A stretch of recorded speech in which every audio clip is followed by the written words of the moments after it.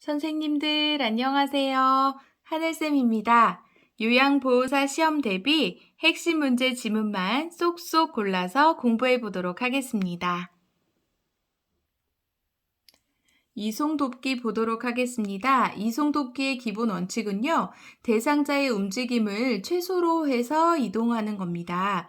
외상이 의심될 경우에 들어 올리는 방법은요, 척추 고정판을 대상자 바로 옆에 놓고요, 대상자의 몸을 요양보호사 쪽으로 돌립니다. 척추 고정판을 대상자 밑에 넣고요, 대상자를 척추 고정판에 놓고 무릎, 그 다음 손목과 엉덩이, 그 다음 위팔 순서로 고정하시면 되겠습니다.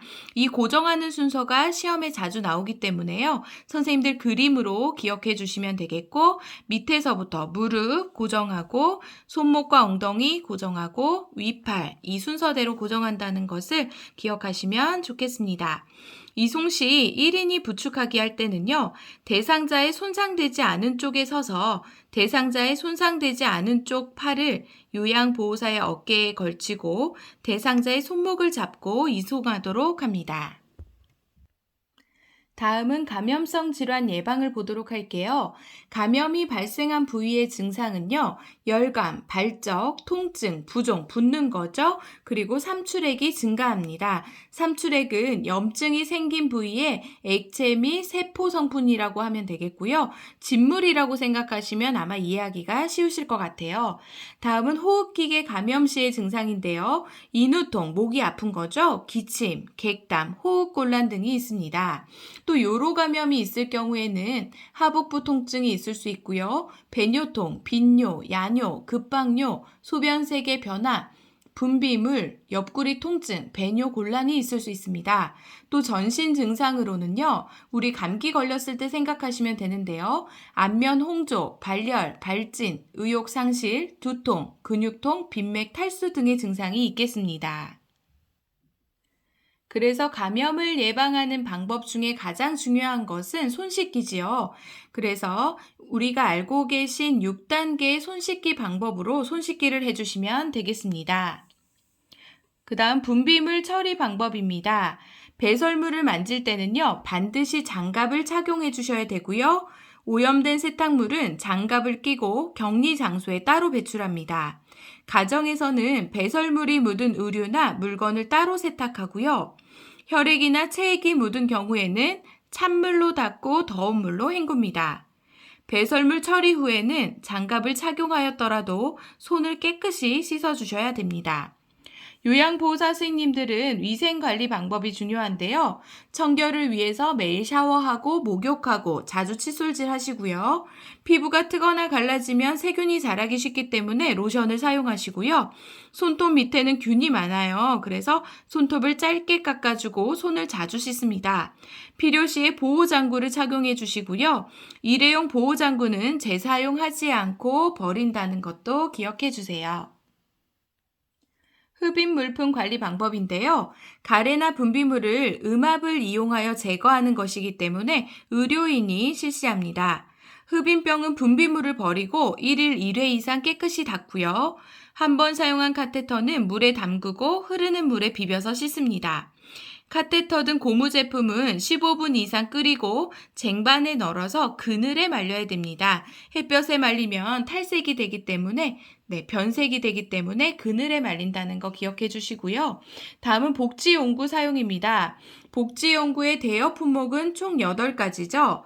욕창 예방 매트리스, 목욕 리프트, 수동 휠체어, 이동 욕조, 경사로, 실내용이죠. 실외용이고요. 배회 감지기, 전동 침대, 수동 침대가 있습니다. 구입 품목으로는 12개가 있는데요.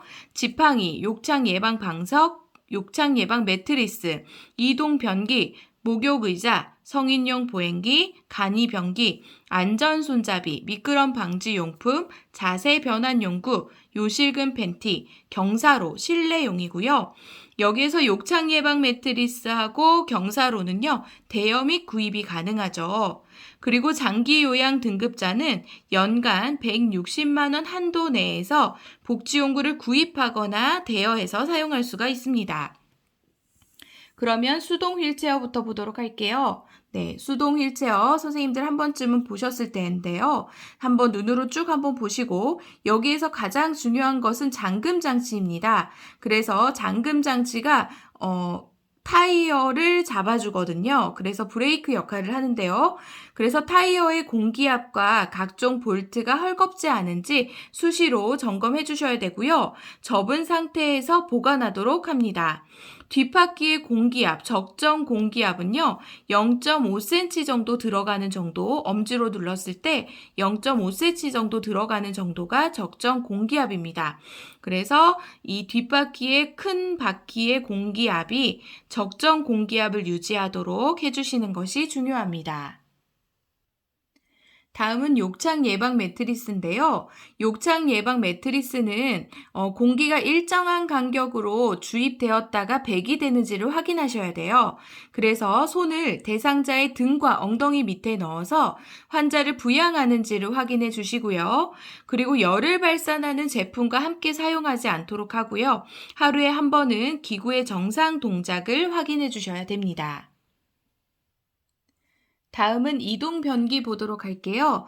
화장실까지 이동하기 어려운 경우에 대상자가 사용하는 것인데요. 변기 한쪽 손잡이만 잡고 일어서지 말고 덮개에 기대지 않도록 합니다.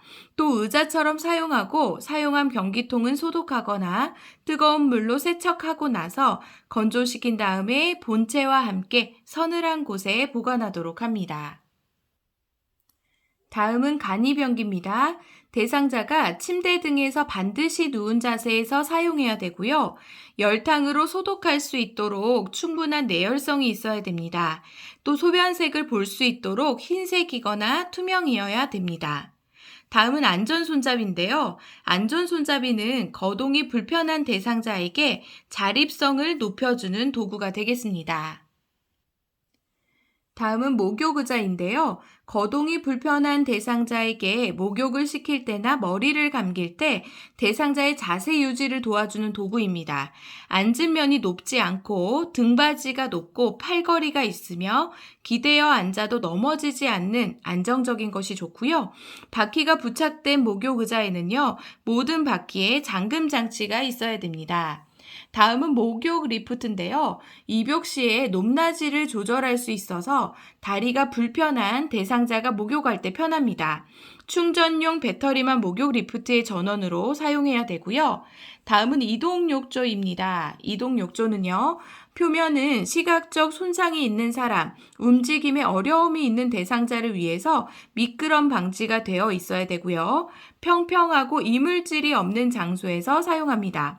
욕조를 잡고 일어나거나 앉지 않도록 하고요. 응급 상황 발생 시에는 배수 밸브를 열어서 물을 즉시 빼주고 그 다음에 공기를 빼주시면 되겠습니다. 다음은 배회 감지기인데요. 대상자의 위치를 컴퓨터나 핸드폰으로 가족이나 보호자에게 알려주는 장치를 말합니다.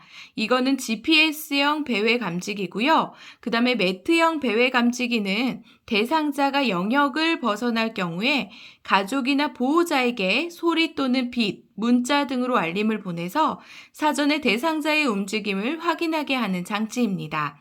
수시로 전원 및 작동 상태를 확인하고 관리해 주시는 것이 좋습니다.